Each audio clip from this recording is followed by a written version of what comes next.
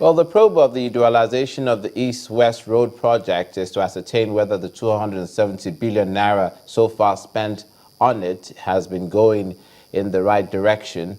But before we continue with that story, let's remind you that all our top stories, such as that one, can be found on our website, channelstv.com, and on youtube.com/channelsweb. Visit m.channelstv.com to view us live on your mobile device. You can also download the Channels TV app for Android, iOS, and Windows phones from their respective stores. We'd also like to urge you to please interact with the Eyewitness feature in the Channels TV app on the Android, iOS, and Windows platforms. If you have pictures or videos you'd like to share with us, tap the app on your device, swipe to reveal the Eyewitness menu, and follow the instructions. Now we'd like to show you in pictures what's happening across the country from the perspective of some of our viewers. We begin with this set of pictures from the school. Our reporter says it's an eyewitness that says in Orile Agege area of Lagos that shows students writing their first term examination in the open and without seats. He's calling on the appropriate authorities to look into that, and quickly too. And this is also from the southwestern part of the country, Ikorodu in Lagos State, showing a fallen electricity pole. Our reporter, Eyewitness, is calling on the authorities to do something quickly since the current is still in the cables. So that's live wire. And from Bodija and Ibadan, the Oyo State capital, comes this photo showing a man. The eyewitness says it's a police officer answering the call of nature by the road. Finally, this photo from Ilorin, the Kwara State capital, shows people, our reporter says, are students of a tertiary institution having to transit in this manner. He says it's due to fuel scarcity. Thank you for sending in these pictures to us. Please keep them coming. And now, Nobel laureate Professor Wole Soyinka has emphasized the need for the country's leadership to approach the agitations for Biafra in a more diplomatic way. In an exclusive interview with Channels Television, Professor Soyinka says that every ethnic group should be made to feel like a part of the country, and dialogue is the best way to do so. I said at the time, I wrote an article, I remember at the time, during the war, and I said, Biafra cannot be defeated. People misunderstood what I was saying. I'm saying that once an idea has taken hold, you cannot destroy that idea. You may destroy the people, the carriers of that idea on the battlefield. Yes, this is known. But ultimately, it's not the end of the story. So let's not take this position of, don't even talk it. Under my watch, this will never happen. Don't say things like that. Go into that environment and ask, what is it that we can do to make you content, to make you happy, to make you feel part of this entity. There's no need. These are the advantages of staying. Listen to some other Biafrans and ask them why they want to stay. This is what we are ready to push as the overall governance authority in this area. But don't go around saying the sovereignty of this nation is indivisible, is non-negotiable. All that kind of language, for me, it only makes matters worse. Professor Wole Soyinka speaking on the agitation recently in the East from people who are agitating for Biafra. Now, the federal government is set to probe the dualization of the 362-kilometer east-west road to ascertain whether the 270 billion naira so far spent on the project is commensurate with the work done thus far. The Minister of Niger Delta Affairs, Pastor Osani Uguru, says this during the inspection of the Rivers Akwa Ibom section of the road project. According to him, his ministry will engage auditors to look into the books to ensure that contractors were guided by specifications and designs for the job. At intermittent points, we stopped and did inspection, and we spoke about our observations. And so our impression is that work is ongoing. On a project of this nature, you can only rely on technical expertise to make an opinion, and that for now is not before us. What that technical opinion has to bring out is, first, on the issue of compliance, two,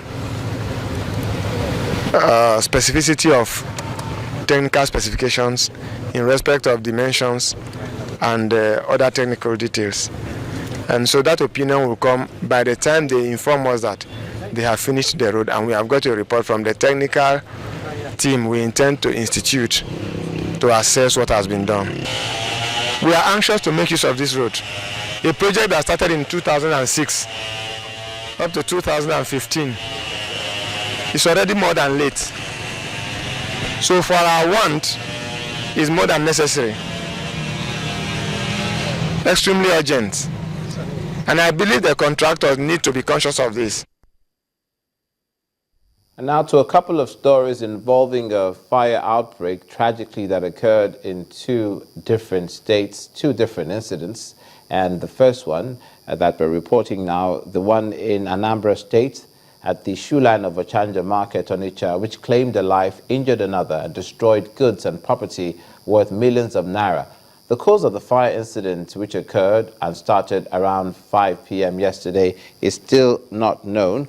One of the firefighters died and about 30 shops were completely burnt down. Anambra State Governor Wole Obiano, on visiting the scene, sympathized with the traders and assured them of his support in the rebuilding process. It's a tense atmosphere at the Ochanja Market in Onitsha, Anambra State. Traders at the shoe line are counting their losses after an inferno that destroyed goods worth millions of naira. According to eyewitnesses, the fire started at around 5 p.m. on Monday, and the intervention of the fire service saved some shops. Then it started again at 3 a.m. and this time over 30 shops were completely burnt. Around 2 a.m., 2:30 a.m., we have another call. There is another fire, another place. Before we could get to this place, the shop has, the fire have been to about 3 shops already. We call the firefighter service people. We are here around 3:30. Again, the fire service doused the flames, but not without consequences, as a weakened building collapsed on one of the firefighters. I have to call the 4 stations, 2 from Amobia, Oka, and Government House. 1 from Unewi, 1 from Market, and 1 from Oboko. So we tried a lot, but my only regret is that I lost a boy, a very nice boy, and the fire scene because of incomplete building of the market. You can look at the rods, not even tightened. Fire cannot enter into this market just like that. I don't think fire has wings to fly and get inside the market and burn the whole things. You can see the houses here, the shops, the goods, everything here. You can see by yourself what happened. Governor Wole Obiano has come to sympathize with the traders.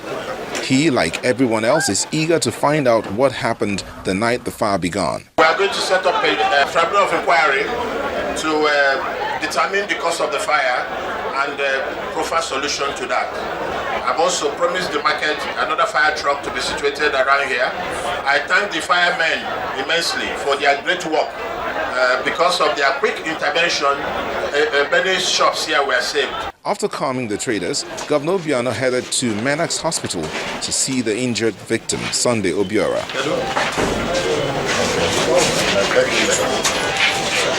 The governor's visit gives this patient one less thing to worry about, as the state governor has promised to care for his hospital bills. For others who lost goods, they have to wait for the outcome of the inquiry into the cause of the fire.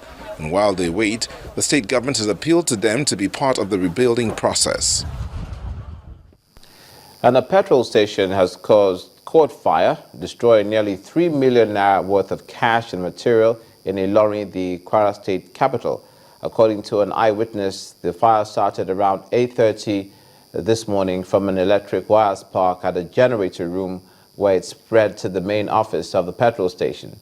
The early arrival of the fire servicemen saved the situation from spreading to nearby buildings. Most of the belongings and documents and Other valuables were burnt. This thing happened this morning. We are not expect it. How did this happen? What time did it happen? Be like around to 7. The wire is just spark. So you thank God, but you go call fire extinguisher and they come in time. You spoil everything, all oil, fissa and other things.